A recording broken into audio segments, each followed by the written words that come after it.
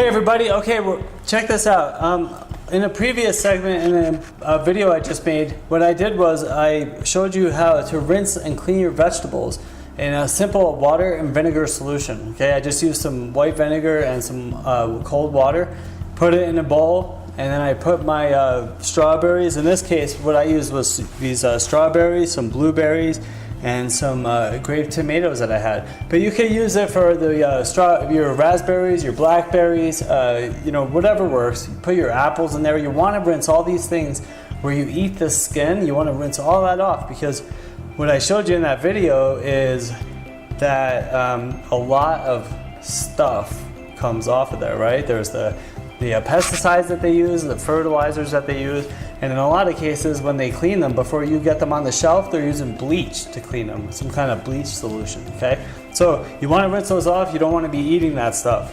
So now that we got those done, I'm going to show you here. Look, I just take these grape tomatoes here and put it back in their container that it came in, right? And then I'm going to show you, once I pick all these out, you know, it's a little bit of a process, no big deal. And I want to get all those. And then I like to make smoothies, right? So I use a lot of berries in my smoothies, along with, you know, apples and kale and vegetables like that. So whenever I get a good deal on my strawberries or berries in general, I like to buy a lot of them. And then that way I'll keep some fresh and eat those for a couple days, and then I'll freeze some for when they're not around, and then I can use those in my smoothies, right?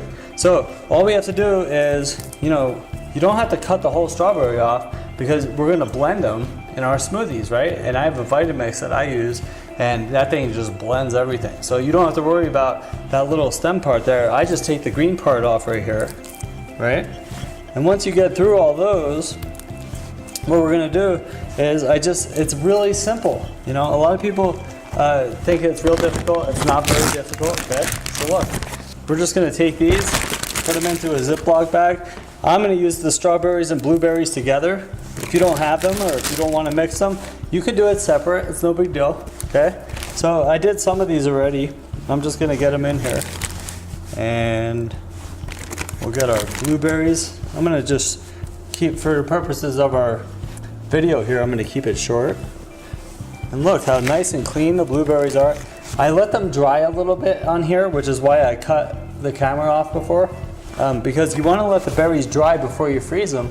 Otherwise it'll be like a shield of ice around them. So you want them to dry off pretty well, and then you can freeze them, right? So look at this nice smoothie mix, right? Now just flatten it out. You want it to kind of freeze individually. So if you do something like this, you shake it out so it's all separate like that. That way it doesn't freeze in a clump. And then you just take this, put it into your freezer. Like so. And that's it. Now you have frozen fruit, you know. Sometimes they don't have berries around. If you do this, then you'll have berries around. You could do it with peaches and apples, you know. Great way. You can make your own smoothie mix, okay? Cool. Well, thanks for stopping by. If you have any questions, send me an email. Have a wonderful day today.